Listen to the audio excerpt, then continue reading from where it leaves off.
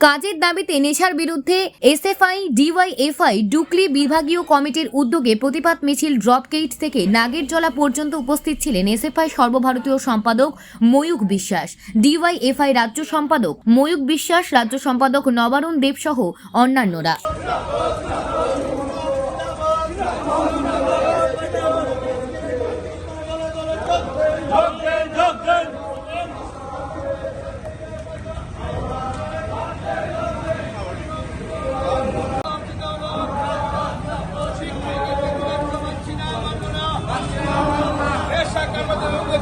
করতে হবে।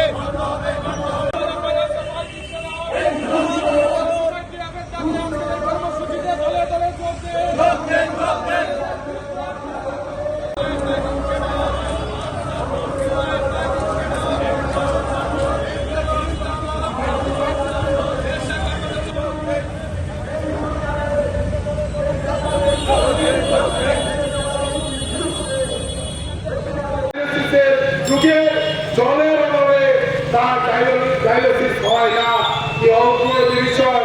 রাজ্যের মুখ্যমন্ত্রী হচ্ছে পরিস্থিতি, ডাক্তার বেকার হাজার হাজার, যিনি হসপিটালে গেলে ডাক্তার নেই, নার্স নেই। আমাদের রাজ্যে যখন প্রফেসর ডক্টর মানিকা নির্বাচন কিছুদিন আগে নির্বাচন শেষ হয়ে গেছে, কিন্তু নির্বাচন শেষ হয়ে যাওয়া মানে লড়াই শেষ হয়ে যাওয়া তা নয়। তারপরের দিন থেকেই এসএফআই ডিওয়াইএফআই রাস্তায় আছে, টিএসইউ ডিওয়াইএফ রাস্তায় আছে। কারণ এখন আমরা দেখতে পাচ্ছেন মোদী সরকার দ্বিতীয়বারের জন্য দেশের শাসন হারিয়ে যাচ্ছে কোনো ক্রমে, কিন্তু তৃতীয়বারে এসে এটা খুব স্পষ্ট হয়ে গেছে, বিশেষত এই বর্ষার সময় রেলওয়ের ছাদ, ট্রেন, এয়ারপোর্টের ছাদ অথবা কোশ্চেন পেপার, একটার পর একটা জিনিস সবই লিক হয়ে যাচ্ছে এই সরকারের সময়। কেউ কোথায় কেউ নিরাপদ নয়।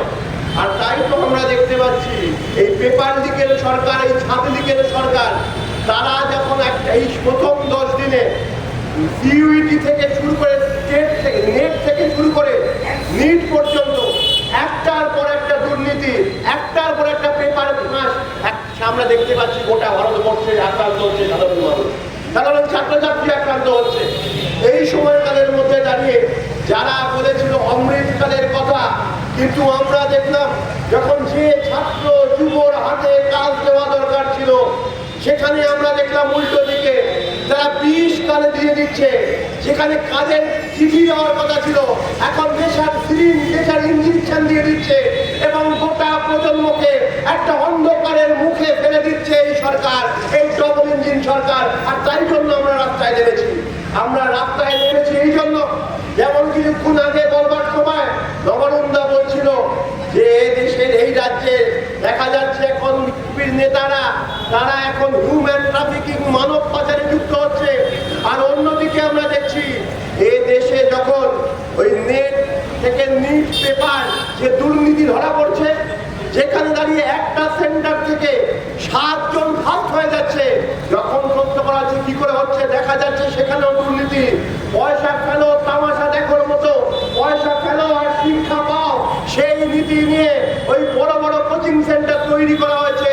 আর সেখানে শুধু বড় লোকের ছেলে মেয়েরা সুযোগ পাবে।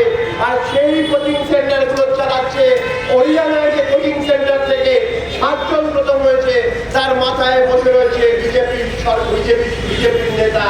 তাই আমরা দেখছি এই দেশের, এই রাজ্যে যেখানে যে দুর্নীতি যুক্ত হচ্ছে তার পিছনে রয়েছে বিজেপি আরএসএস এর নেতা। এমন হচ্ছে দেশপ্রেমিক নাকি ওনারা, তাই দেশের ভবিষ্যৎকে বেঁচে দেওয়ার জন্য তাই ড্রাগের ব্যবসায় পর্যন্ত নামতে ওদের হাত কাঁপে না। এবং সেই জন্যই তো আমরা যখন কাজ চেয়েছি, এই ত্রিপুরায় কম্পিটিশন চলছে এখন। বিপ্লব দিনের সময় 961টা স্কুল বন্ধ হয়েছিল, আর আজকে এখন এখানে মানিক বাবুর সময়, মানিক ঝাড় সময় দেখা গেল 160টার উপর স্কুল অলরেডি বন্ধ হয়ে গেছে। স্কুল বন্ধ হয়ে যাচ্ছে, সেখানে দাঁড়িয়ে গরিব করে ছেলে মেয়েরা পড়বে কোথায়? দাদার কোনো উত্তর নেই। বরং শিক্ষা থেকে একটার পর একটা গরিব প্রজন্মে, গরিব বাড়ির ছেলে মেয়ে অন্য রাজ্যে চলে যেতে বাধ্য হচ্ছে।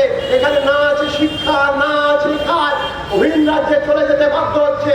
হরিয়ানার পর ত্রিপুরায় বেকারত্বের হার গোটা দেশের মধ্যে সব থেকে বেশি পর্যায়ে পৌঁছে যাচ্ছে। আর সেখানে দাঁড়িয়ে যেখানে যেটুকু কাজ রয়েছে সেখানে দুর্নীতি। আপনি যান উত্তরপ্রদেশে যান, ডবল ইঞ্জিন সরকার রয়েছে বিজেপির, সেখানে পুলিশের চাকরি, সেখানে দুর্নীতি। আপনি যান স্কুলের টিচারের চাকরি, সেখানে দুর্নীতি। আর এই সব দুর্নীতি করছে এই বিজেপির নেতারা। আর তারা যখন তাদের বিরুদ্ধে যখন গোটা দেশের মানুষ জয় করছে, সবসময় কখন ওরা মানুষের বিভাজন করবার চেষ্টা করছে। ত্রিপুরায় একটি কথা সবাইকে নিয়ে রাজ্যটাকে বিভাজন করবার খেলা খেলেছে, রাত ছড়াবার খেলা খেলেছে। ঠিক একইভাবে আমাদের রাজ্যে গোটা দেশে আমরা দেখতে পাচ্ছি জাত পাত ধর্মের নামে ভাগ করবার চেষ্টা করেছে ওরা। কিন্তু গোটা দেশের মানুষ প্রথম দিন থেকে আজকে প্রথম দিন থেকে গোটা দেশের মানুষ রাস্তায় আছে, আওয়াজ উঠছে। এই ত্রিপুরায় যখন এই পেপার লিকের বিরুদ্ধে আমরা ছাত্র যুবরা আমরা রাস্তায় নেমেছিলাম, পুলিশ আমাদের গ্রেফতার করেছিল। আমরা যখন রাস্তায় নেমেছিলাম, এই দিল্লিতে আমাদেরকে গ্রেফতার করা হয়েছিল। কিন্তু আমরা এই বিজেপি সরকারকে বলে দিতে চাই, ওরা জেলে পাঠাক, ওরা লাঠি মারুন, রক্তাক্ত করুন, কিন্তু আমরা ছাত্র যুবরা এই লড়াই ছাড়ব না। আর এই সরকার, এই ডবল ইঞ্জিন সরকার, এদেরকে লাইন জুতো করবে।